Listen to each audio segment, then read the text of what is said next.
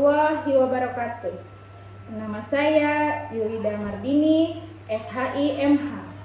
Saya dosen di Institut Agama Islam Darussalam Martapura, Fakultas Ekonomi dan Bisnis Islam. Saya mengajar mata kuliah Sejarah Pemikiran Ekonomi Islam. Berikut video praktek mengajar dari saya. Selamat menyaksikan.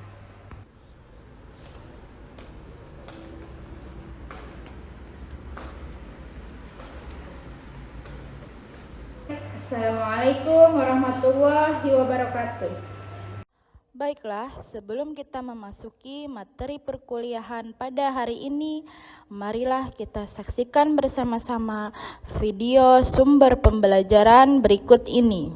Bahas materi periodisasi sejarah pemikiran ekonomi Islam dan kontribusi para pemikir ekonom Muslim terhadap perekonomian dunia.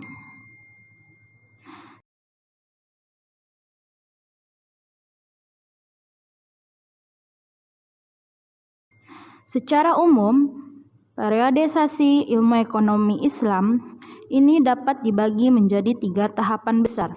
Yang pertama, periodisasi klasik ekonomi Islam yang dimulai sejak misi kenabian Muhammad SAW hingga tahun 1500 Masehi, tepatnya pada masa kejatuhan Andalusia. Yang kedua, periode stagnansi dan transisi yang dimulai pada tahun 1500 Masehi hingga 1950 Masehi. Yang ketiga, periodisasi kebangkitan kembali dimulai pada tahun 1950 Masehi hingga sekarang.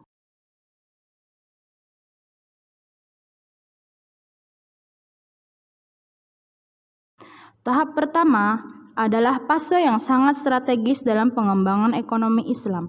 Tahap ini merupakan fase perkembangan teori klasik ekonomi Islam yang dihasilkan selama kurun waktu 9 abad. Meski para tokoh ulama yang muncul di tahap ini tidak menyebutnya sebagai teori ekonomi, topik-topik yang dibahas pada ilmu ekonomi konvensional modern sesungguhnya telah mendapat pembahasan yang mendalam oleh para tokoh ulama di masa ini, seperti teori tentang uang dan moneter, harga dan pasar, zakat dan pajak, dan kebijakan fiskal, pembangunan ekonomi dan peran negara, dan lain-lain. Sejumlah tokoh terkemuka yang menjadi tulang punggung pengembangan teori klasik ekonomi Islam antara lain adalah Abu Yusuf, Abu Ubaid, Al-Ghazali, Ibnu Taimiyah, Ibnu Al-Qayyim Al-Jauziyah, Ibnu Khaldun, Al-Maqrizi, dan lain-lain. Karya-karya mereka bahkan masih tetap relevan hingga saat ini.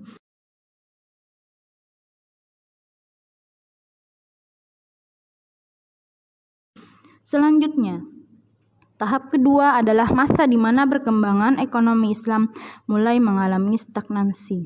Hampir tidak ada hal baru yang berkembang pada periode ini. Pada fase ini, yang menjadi representasi utama kekuatan dunia Islam adalah Khilafah Turki Utsmani. Dengan kontribusi pentingnya adalah menjadikan wakaf tunai sebagai mesin pertumbuhan ekonomi selama kurang lebih 5 abad.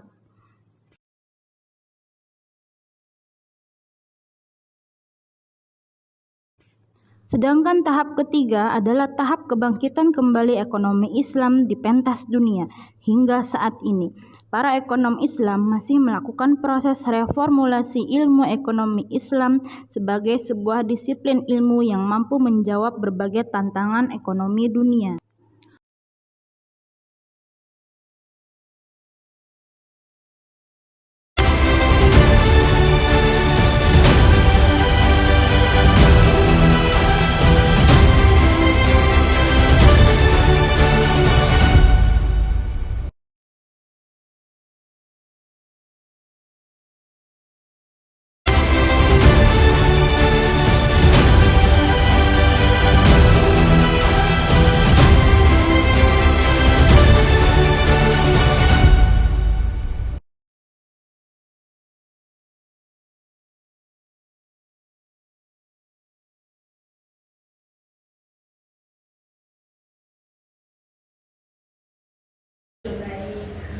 Baiklah, mudah-mudahan kita semua selalu sehat walafiat.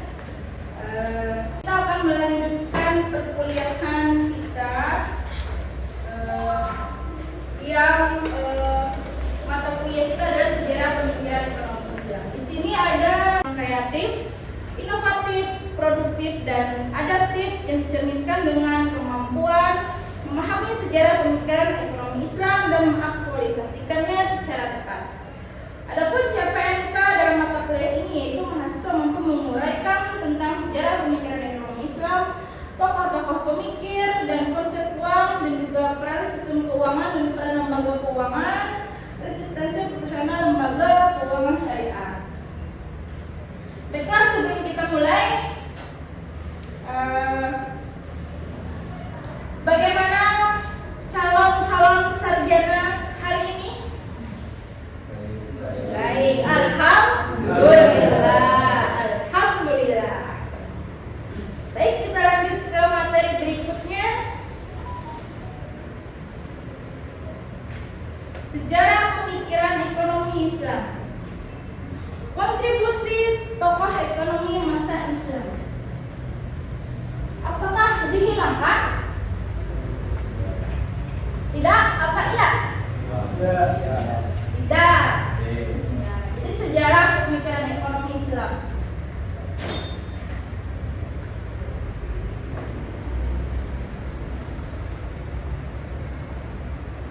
Ini merupakan ketidakjujuran ilmiah kaum barat dalam kajian sejarah pemikiran ekonomi Islam. Kemudian loncat ke bapak ekonomi yang sering kita kenal, yaitu Adam Smith. Siapa yang mungkin tidak mengenal Adam Smith? Ya kan? Itu dikenal sebagai seorang bapak ekonomi barat, ya kan? Bagaimana kalau bapak ekonomi Islam? Siapa? Ada yang tahu? Pak, yaitu Ibnu Khaldun. Nah, Ibnu Khaldun merupakan seorang tokoh pemikir ekonomi yang dikenal sebagai tokoh pemikir ekonomi Islam. Selanjutnya dilanjutkan para pakar ekonomi istilahnya seperti Ricardo dan Keynes. Jadi kajian mereka merupakan atau sengaja merupakan jasa kaum muslimin bagi dunia dalam ilmu pengetahuan termasuk pemikiran ekonominya. Perkembangan ekonomi konvensional. Jadi inilah garis besar periodisasi sejarah pemikiran ekonomi. Yang pertama pemikiran Yunani di Bible, Dark Age, tak ada karya pemikiran ekonomi, kemudian pemikiran Thomas Aquinas dan juga Ralph Adam Smith. Lanjut ke perkembangan ekonomi Islam. Periodisasi pemikiran ekonomi Islam. Yang pertama adalah pada 7 Masehi yaitu Al-Quran dan Rasulullah. Dilanjutkan pada 11 Masehi berbagai macam mazhab imam. Yang pertama adalah Imam Hanafi, Syafi'i, Abu Yusuf. Ini adalah para tokoh-tokoh pemikir ekonomi muslim yang berkontribusi pada pemikiran ekonomi yang sampai saat ini relevan ajaran-ajarannya, pemikiran ekonominya relevan saat ini seperti produksi, konsumsi, distribusi, dan juga ada mekanisme pasar, juga ada uang, inflasi. Nah, ini merupakan hasil dari pemikir-pemikir tokoh ekonomi muslim seperti Abu Yusuf, Imam Hambali, Imam Mawardi, dan juga Farabi. Lanjut pada tahun 13 Masehi ada tokoh pemikir Al-Ghazali, ada Ibnu Rushd, ada Ibnu Taimiyah, dan ada Ibnu Khaldun. Tadi yang kita kenal sebagai ya bapak ekonomi Islam. Lanjut ke masa 19 Masehi ada Walidullah, ada Muhammad Iqbal, dan juga ada Muhammad Abdul. Nah, ini merupakan sudah mulai ke abad ke-19. Lanjut ke abad 20. Nah, ini ada Umar Chapra. Lanjut ke masa kontemporer Umar Chapra, ada Khurshid Ahmad, ada Bakar As-Siddiq, ada Zarqa. Selanjutnya masa kontemporer dilanjutkan dengan tokoh ekonomi yaitu Bapak Al-Ustadz Adi Warman Azwar Karim yang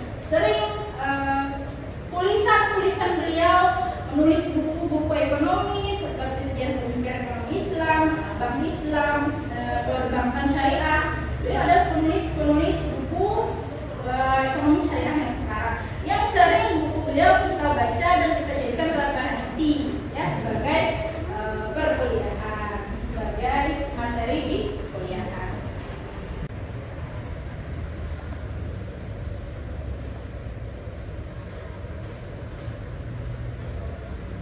Jadi kronologi sejarah pemikiran ekonomi Islam yang pertama ada konvensional, skolastik, yang selanjutnya ada periodisasi, selanjutnya ada Islam. Nah, jadi di sini ada skolastik dan juga Sir Thomas Aquinas dan juga Sir Albertus Magnus. Nah, pada periodisasi itu abad ke-11 sampai dengan 16. Yang Islam fase kedua. Nah, jadi ada 3 fase dalam periode sejarah pemikiran ekonomi Islam itu. Jadi pada fase kedua ini ada tadi tokohnya yaitu Al-Ghazali, Al-Mawardi, Ibnu Hazm, Al-Tusi, Al-Hasani, Al-Qazi, Ibnu Qayyim, Ibnu Taimiyah, Ibnu Khaldun. Nah, sampai di sini apakah mahasiswa memahami materi yang kita pelajari hari ini? Insyaallah, alhamdulillah. Baiklah, ada yang ingin bertanya, ada yang ingin didiskusikan? Kalau ada yang bertanya silahkan ditanyakan terkait mata kuliah kita, materi kita hari ini. Ada? Ya, silahkan. Kalau contoh pemikiran dari yang barat tadi kayak apa, Bu? Contoh pemikiran barat ya. Jadi contoh pemikiran barat itu seperti ekonomi konvensional ya. Nah, seperti bank-bank konvensional itu adalah yang kita biasa kita sebut, kita dengar dengan yang namanya bunga. Ya, nah bunga itu merupakan contoh pemikiran ekonomi konvensional. Nah, jadi sepertinya ada di bank konvensional. Jadi bunga ya, bunga. Ya kan, bunga biasanya bukan bunga mawar, melati dan sebagainya ya. Nah, jadi bunga itu adalah dalam istilah bahasa Arab, bunga itu diistilahkan dengan ziyadah. Ziyadah itu adalah tambahan dari yang pokok. Nah, itu merupakan yang namanya bunga. Oh, dalam ekonomi Islam seperti apa, Ibu? Nah, kalau dalam ekonomi Islam itu adalah bagi hasil. Nah, bagi hasil bukan bunga, jadi bagi hasil. Nah, berapa hasilnya kita bagi sama-sama. Nah, seperti itu. Dalam konvensional adalah bunga. Ya. Ada lagi yang ingin bertanya? Persilakan. Terima kasih kepada mahasiswi kita. Siapa namanya? Munawara. Terima kasih kepada Munawara yang sudah bertanya. Kalau ada lagi silakan, dipersilakan. Oke? Tidak ada?